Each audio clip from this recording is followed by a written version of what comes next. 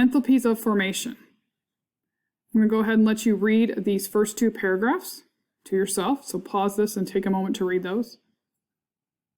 Welcome back. So you see here that it says see table 8.3, standard enthalpies of formation. That's in our textbook, but I have provided you a table that we will use, a thermodynamics data table that we will use, and it's in the top of the PDF portion, unit PDFs folder. So if you go to Schoology and you go to this unit and you look at the unit PDFs, it's in there. Okay, you were provided a hard copy if you were present in class or present in class, and it is yellow, copied on yellow paper. If you were not present in class, you may have been able to go by your school or at least Summit High and pick it up. If you didn't, you can use that. I highly recommend you print it. Otherwise, you're going to have to go back and forth to look up the numbers. Okay, so the equation we're using here is delta H. This is enthalpy of formation is equal to the sum, that's what this stands for, the sum of the change energy of the heats of formation or enthalpy of formation of the products minus the sum of the change of enthalpies for delta H heat of formation for the reactants. Okay, you're going to look at a grid, and let me pause here. I'm going to go get that, and then I'll come back to you. Let me pause and go back. I'll be back. Okay, so here I'm in the thermochemistry folder in your Schoology. You're going to click on that, and then you're going to click on unit PDFs, and this thermodynamic data table is what I'm referring to. Okay, so you're going to see that it's going to have lots of values on it. So we have a delta H column, a delta G, and a delta S. We'll be using all of these through this semester and next. So what that statement said, let me go back to that for just a moment. It said delta H for elements in their standard state is a 0. Okay, so that means, notice here aluminum is a solid in its standard room temp, and notice delta H is 0. Okay, something like barium, solid, is 0. Okay, but barium gas, because barium is not normally gaseous in standard conditions, it's got a delta H value. So if you find on the periodic table, and whatever state of matter it is, solid, liquid, or gas from the periodic table, if it's an element in its standard state, meaning it's in that state of matter, then it would be a 0. Good rule of thumb is you can look up everything on these charts if you don't want to have to think about that piece. You can always find that, but that does speed it up some if you keep that general rule in mind, that standard states, elements in their standard states are 0. I'll refer to this again in just a moment. Okay. Here it's talking about the difference between heat of reaction and heat of formation. So take a moment to read these two paragraphs, or the sentence in this paragraph. It just kind of helps you understand the difference between the two. Go ahead and pause, read those, and then resume. Okay, so first, before we can get into that, we need to remind ourselves how to write a thermochemical equation for enthalpy change. We would assume, unless it says otherwise, that we're saying that whatever of these we're doing, we're going to create it to 1 mole of whatever it's describing here. So the combustion of 1 mole of acetylene C2H2. 1 mole for the heat of formation for gaseous nitrogen dioxide. Okay, so every time we would assume it to be 1 mole. Okay, so what we're going to do is we're going to remember what a combustion is, right? A combustion is going to be C2H2 gas going to O2 gas, forming CO2 gas and H2O liquid. For the most part, and again, just like chemistry always has been, we would assume that it's going to, in a combustion, we have a solid or a liquid or a gas, and it would be defined, reacting with oxygen gas, so oxygen in the combustion should be gaseous phase unless otherwise told to you, forming CO2 gas, so gaseous phase for CO2 unless you're told otherwise, and H2O liquid unless you're told otherwise. So first you're going to write that, then you're going to balance it. So to balance this, I put a 2 here. So it's 2 carbons, 2 carbons, 2 hydrogens, 2 hydrogens. I have 5 oxygens. Okay, so 2 here, 5 here. So I'm going to put I need to get 5 oxygens over here. 4, 5. Okay, so to get 5 oxygens over here, I am going to put a 2.5 here, right? So now this is balanced, technically, with a 1, 2.5, or 2.5, 2, and 1. So we have 2 carbons, 2 carbons, 2 hydrogens, 2 hydrogens. We have 4, 5 oxygens, and we have 5 oxygens. Now, normally in first year chemistry, we instruct you to multiply through by a 2 here. But we need to get it to 1 mole, the combustion of 1 mole, that's assumed, the 1 mole part is assumed, of C2H2. And the way it's written, this is 1 mole, because there's nothing here, so a 1. So that was where we would stop. Okay, the heat of formation of gaseous nitrogen dioxide. So I'm going to formation would be coming from its element state, so N2 gas. We know nitrogen is gaseous on the periodic table in its standard state. Oxygen gas, both of them are diatomic. And it's going to form NO2 gas, because it's saying the formation from its elements, right? So heat of formation is coming from its elements on the periodic table, and it's going to form that. Then we're going to balance this. Okay, we're going to put, we got 2 nitrogens, and we've got 1 nitrogen, so we're going to put a 2 here. So that's 2 and 2, and now we have 2 nitrogens and 4 oxygens. We're going to put a 2 here. But notice that we haven't formed 1 mole of this. So we would actually, to be correctly done with this, we may be advised, or you could be advised, I would suggest that you get it down to 1 mole of whatever it's describing as being formed. So that would mean we'd be dividing by 1/2, right? Dividing by 1/2, I apologize. We're going to multiply through by 1/2 or divide by 2. Multiply through by 1/2, same thing, divide by 2. So this technically would be 1/2 N2 gas plus O2 gas going to NO2 gas. So now we have it set to 1 mole, and it's still balanced, and we have it set to 1 mole of what it was describing.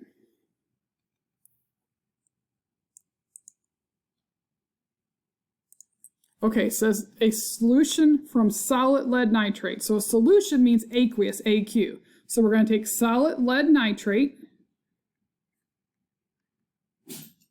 that's an S, and we're going to make a solution. So a solution is ions broken down. So we're going to do Pb plus 2 aqueous, because that would be a Pb plus 2 the way it's written, and 2 NO3 1 minus aqueous.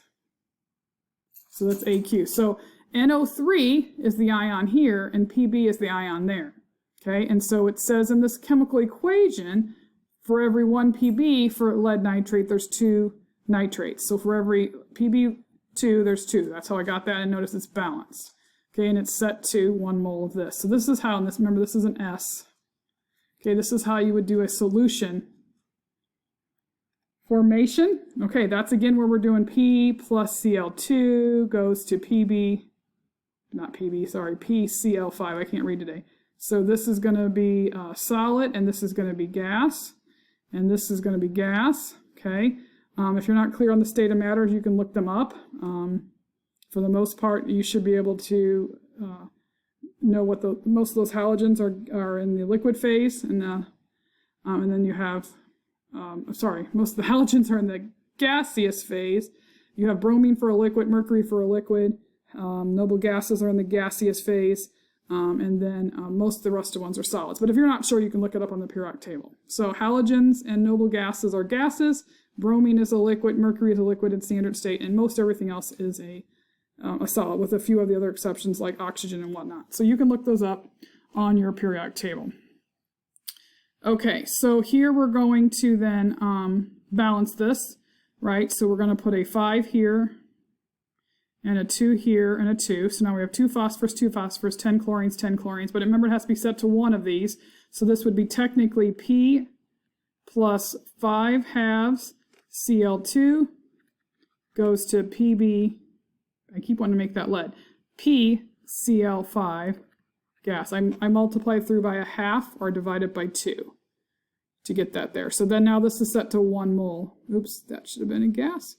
Okay, so that's what I mean by formation. Remember, formation comes from its elemental phase.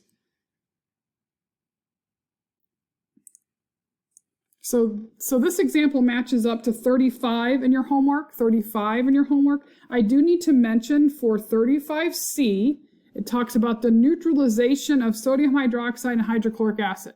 Neutralization is just another way of saying a double replacement. So when you get to 35C, you're going to write a double replacement reaction between sodium hydroxide and hydrochloric acid.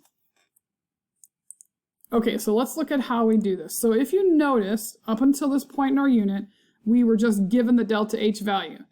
Well, that's technically calculated somehow. Okay, so I'm gonna show you how you do that.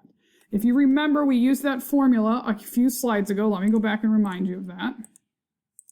This formula right here. So delta H, that value that I've given you up until today, comes from the sum of the products, the delta H of the products, minus the sum of the delta H of the reactants. Let me show you how that is done. Okay, and it's backwards. This is a very key piece. So you're going to start with the products, and you're going to say 3 times CO2, and states of matter are extremely important, so you need to include them, plus 4 times H2O liquid. Okay, so this is the sum of the products. I'm adding up the products, right? 4 CO2, remember the oil arrow points to the product. So 3 CO2 gas plus 4 H2O liquids minus the sum of the reactants.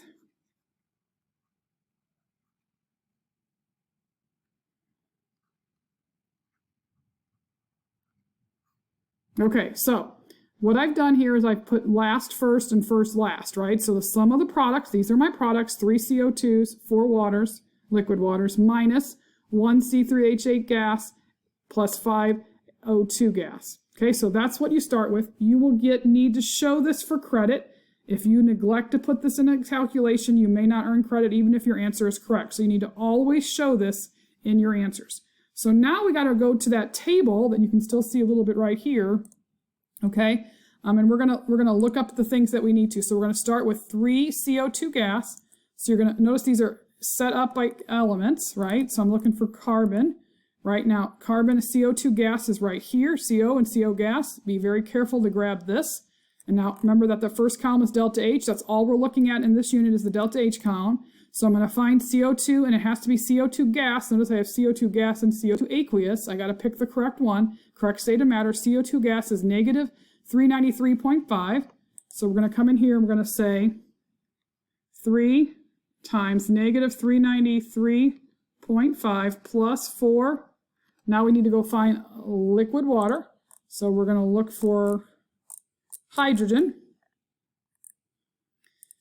So alphabetical order here, it's much easier when I'm flipping through the page, so apologize for my clumsiness.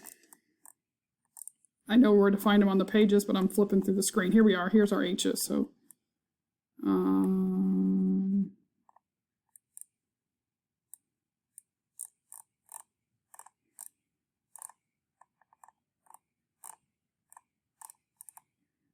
oh, for crying out loud, this is so much easier when you are flipping through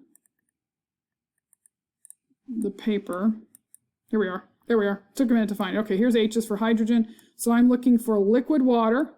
So notice I have both forms of water here. So I'm going to do negative 285.8 because I'm looking for liquid water. So negative 285.8. So 4 times negative 285.8. Close my parentheses. Minus.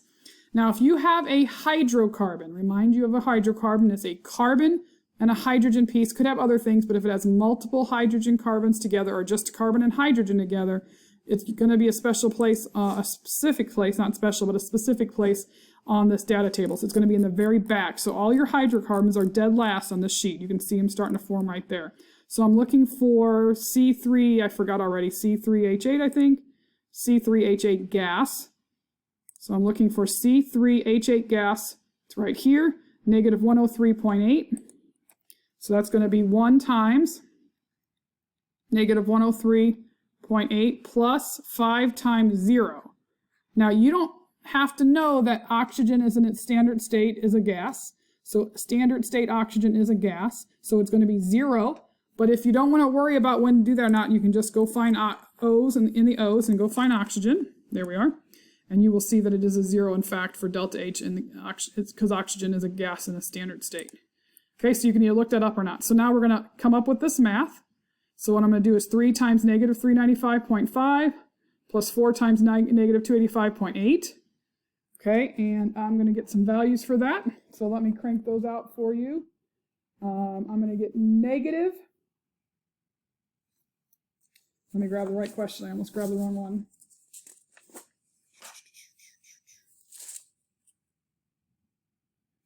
This, when I do this math here, this is going to be negative 2, 3,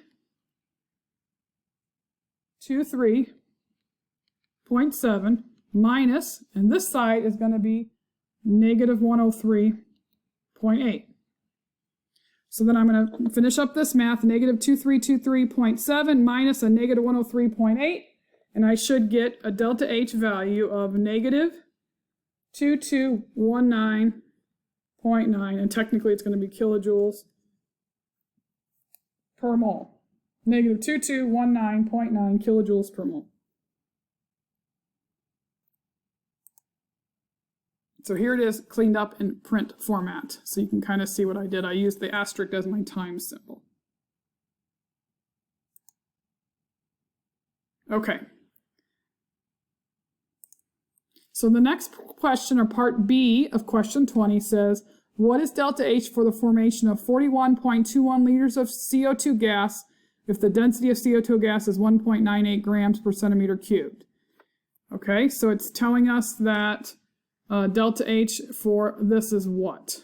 Okay, so delta H for, so we're going to start with the fact that we are given 41.21 liters of CO2 gas. Okay, and we're going to get this into delta H. Okay, but we don't have liters of CO2 gas. We have moles of CO2 gas, right? So we remember this would be moles, right? So we can't just say, we got to do conversion factors here. So in order to use the balanced equation, okay, to get this as a relationship, we have to get into moles to use this, right? Because remember that these coefficients, right, can be set equal to delta H.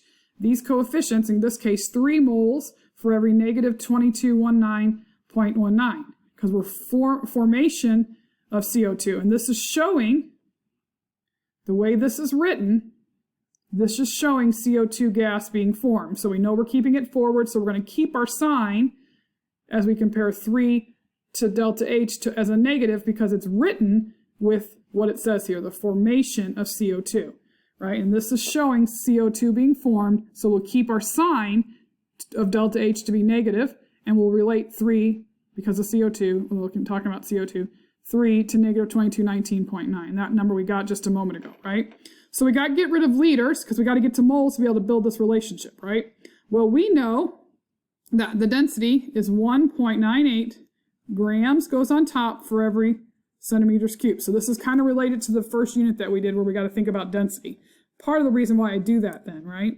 But we know that when we have 1.98 grams slash anything, what it does is that slash slams, if I like to say it that way, slams this underneath, right? So this becomes 1.98 grams, and the slash makes it go underneath as centimeters cubed, and we put a 1 with it, because then we have the same numeric value. Okay, so now we got to say, well, I know for every 1 liter of CO2, there's 1,000 milliliters. And I know for every 1 milliliter of CO2, there's a centimeter cubed of CO2. That's just normal conversion factors for volume, right? And then I know, because of the density, for every 1 centimeter cubed of CO2, there's 1.98 grams of CO2.